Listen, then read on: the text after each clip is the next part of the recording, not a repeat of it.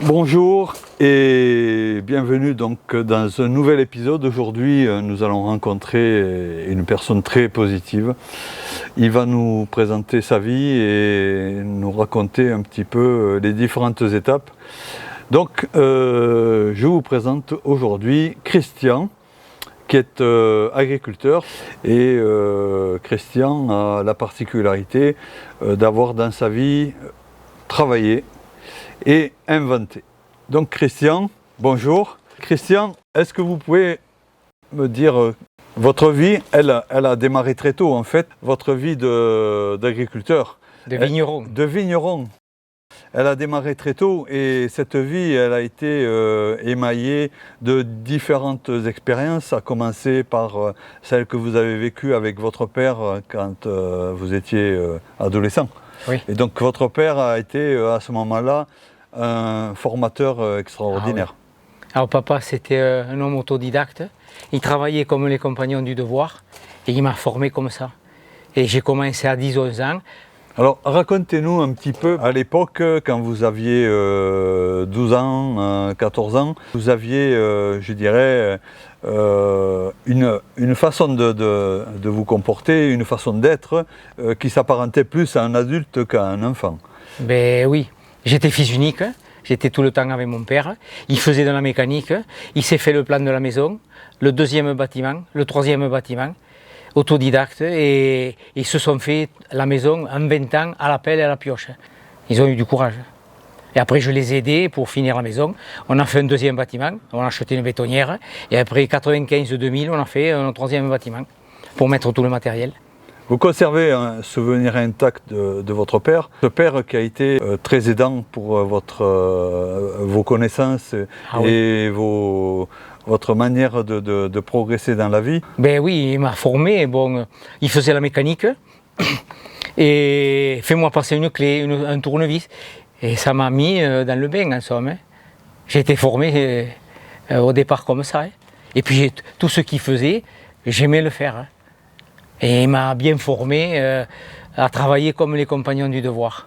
Christian est mon meilleur ami. C'est le dernier viticulteur et agriculteur et arboriculteur de la région, du village. Et une personne très gentille, qui touche à tout. C'est la mémoire des années 50 donnée par ses parents. Il sait tout faire.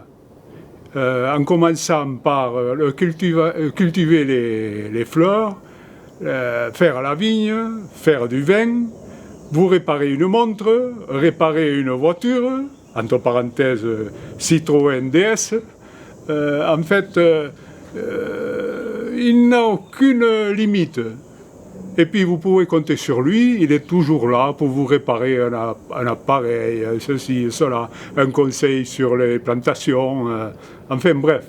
C'est une personne, alors je lui dis toujours, puisqu'on se connaît depuis longtemps, de me tutoyer, mais il ne veut pas, et moi je me suis permis en lui demandant de le tutoyer, donc je le tutoie. Et ça me rappelle de bons souvenirs, parce que j'ai 5 ans de plus que lui, c'est pas beaucoup, mais j'ai vécu à la campagne et ça me rappelle mes grands-parents, quoi. Tout était positif. Alors, on ne parlait pas de choses et d'autres, de mauvaises choses, tout était positif. La chose négative, c'était le mauvais temps. Voilà ce que nos grands-parents, voilà, ils ne pouvaient pas sortir et puis voilà. Vous rentriez le soir. Enfin, votre père rentrait le soir et vous également. Eh oui. Et donc, de suite, c'était le travail. Ah oui, je travaillais à l'usine en 2-8, la nuit. Et après, mon plaisir, en dehors de l'usine, c'était travailler la terre, la viticulture. Et on se faisait tout. Bon, le travail de vigneron, c'est un métier. La vinification du vin, c'est un métier. Tonnelier, c'est un métier. Et on se faisait tout, de H à Z. Et aujourd'hui, vous faites des pièces uniques. Oui. Que vous faites pour vos voisins, vos amis. Oui. Je répare du matériel à tout le monde est content.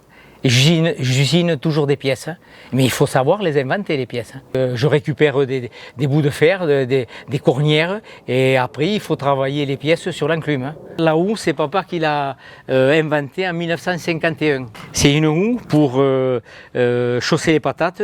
Il avait fait dans le champ 1 tonne de poireaux. Il se faisait les semis, il plantait et après il revendait les poireaux. Et alors, ça fait du bon travail. Et ça me fait de la rééducation pour les bras. À quel âge vous avez contracté la première maladie? J'ai été malade dans mon enfance. J'ai commencé par la toxicose à 1 an et demi. C'est un genre de choléra. C'est perdre l'eau du corps et en diarrhée et vomissement. On m'avait emporté, c'était des infirmières religieuses. Elles avaient fait une incision pour mettre un tube en perfusion à l'époque. Et ça remonte en 55 et demi. J'avais 1 an et demi. Et après, j'ai eu un phlegmon. Ils m'avaient emporté, ils devaient m'ouvrir la gorge. Après, j'ai eu végétal, les amygdales. Avec qui on est devenus amis, lors d'une balade en me promenant, et puis on a commencé à partager en parlant de jardins, de vignes, de fleurs, etc., etc. Et puis, de fil en aiguille, on s'est un peu plus fréquenté, j'ai été chez lui, je me suis rendu compte que c'était quelqu'un qui faisait tout parfaitement. Comme il a été chasseur alpin, c'est vrai dans l'armée, tout est carré, là tout est carré, il n'y a pas mieux que lui. Hein. Quelqu'un qui fait mieux que lui, je n'ai pas encore découvert, hein, parce que lui il est champion du monde. Hein. Bon, c'est comme au but, il va droit au but, à la pétanque. Voilà. Bon, par contre, je peux vous montrer un râteau pour vous montrer qu'il travaille durement. C'est le râteau de ses grands-parents.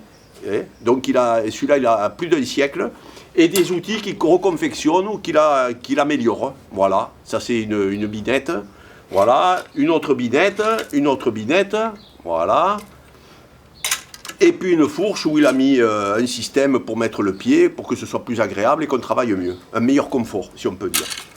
Voilà. Alors, il est toujours avenant, c'est-à-dire qu'autour de son jardin ou de sa propriété, quand il passe quelqu'un, alors bien sûr, chez Christian, il n'y a pas de barrière, il n'y a pas de portail.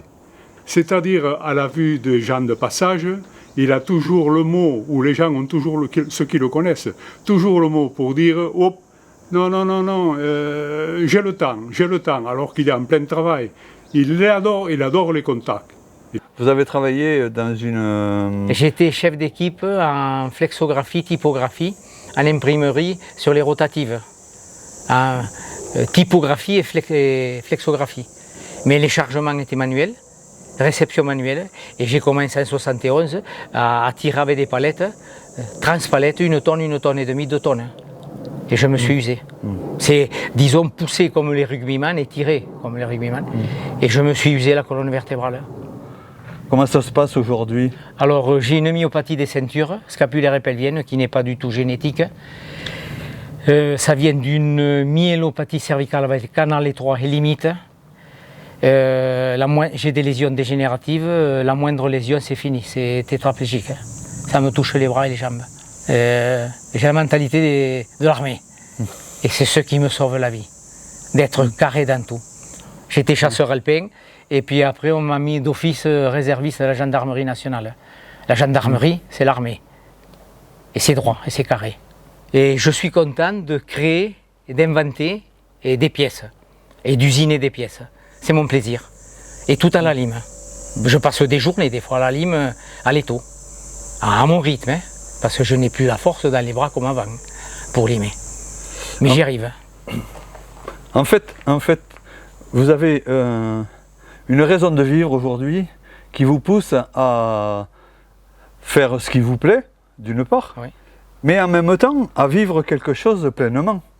Ah oui, depuis mon enfance, j'ai toujours aimé travailler la terre. Puis il y a une chose aussi, c'est un ancien, ça c'est lui qui me l'a raconté, c'est un ancien chasseur alpin, c'est bien ça, qui a gardé l'armée, c'était l'armée. Il écoutait, et il n'y a qu'à voir ces piquets de tomates. Il n'y a pas un piquet qui dépasse un autre piquet, et à 50 cm les uns des autres. Et sa vigne, c'est un véritable bijou. Je n'ai jamais vu une vigne comme ça. Voilà. Alors, le seul défaut, mais il ne se vexe pas parce que je lui dis. C'est la vinification. Il a un problème parce qu'il n'arrive pas à faire le vin qu'il voudrait. Et vous avez assisté au vendange, très beau raisin, tout ça. Et il y a quelque chose, il y a une étape, je connais un peu, oui, parce que mon beau-père pratiquait la vigne. En fait, il lui manque un petit truc, voilà. Et Vous avez quelle superficie là actuellement? 2500 mètres. 2500 mètres. Ces 2500 mètres sont répartis comment? J'ai 10 ares de vigne. Après, j'ai le jardin et les cours et les bâtiments, la maison et le bâtiment. Vous avez un grand jardin? Et oui, c'est ma mini-ferme, sans animaux, c'est mon petit domaine. C'est pour vous, quelque part, aussi une façon d'être fier de... Eh bien, je le fais premièrement pour toute ma famille, parce que c'est mes aïeux qui ont planté la vigne. J'ai un acte de 1899, il y a 125 ans. La vigne, elle existait du fossé, du fond de la vigne, jusqu'à la route. Elle existait, bon, je n'ai pas de cep de 1899, mais j'en ai 3 grosso modo de 1920.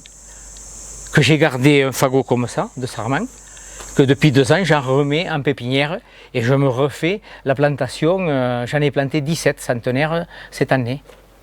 Et oui, les voisins viennent m'aider à vendanger. Et après, il y a des amis qui viennent m'aider à fouler ou presser.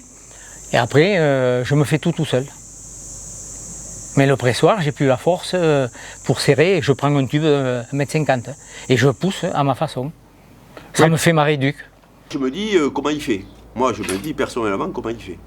Parce que bon, tout seul, il arrive à se motiver tout seul, malgré tout le monde qui vient chez lui. Parce que quand quelqu'un vient chez lui, il a toujours, si vous voulez, le sourire, il est toujours accueillant, donc il s'arrête, et forcément le travail, il s'arrête aussi. Mais par contre, ça continue, il n'y a pas des herbes envahissantes chez lui, il n'y a rien, tout est parfait. C'est la positivité, ça, de la personne. Et la niaque, parce qu'il a la niaque, chez nous on dit la niaque. J'ai l'épaule droite complètement détruite. Il me manque la moitié de la tête de l'humérus. Et je crois que c'est en train de m'attaquer la gauche. Et je commence à avoir des douleurs aux hanches. Alors je dois avoir les 2 vertèbres dans un état critique et je sarcle la vigne. Je suis obligé de m'arrêter à chaque demi-sillon ou un rang parce que ça me tire dans le dos à ce niveau et ça doit avoir touché des nerfs et ça me tire dans la hanche. Alors je fais des pauses et de la relaxation sous hypnose. Je suis très content de tout ce que je fais. J'y mets 10 fois plus de temps qu'avant, mais je suis content de le faire. Quand je crée des pièces, je suis très content. Et j'ai toujours aimé ça, depuis mon enfance. Mais la moindre faute est fatale. C'est le fauteuil. Je taille les arbres, je grappaillute dans les arbres, je m'attache avec le harnais, le ceinturon de l'armée, les mousquetons, comme j'ai fait un peu dans l'armée, dans les chasseurs alpins. C'est un travail de patience et je suis très patient pour faire ça et je suis content de le faire. J'y arrive.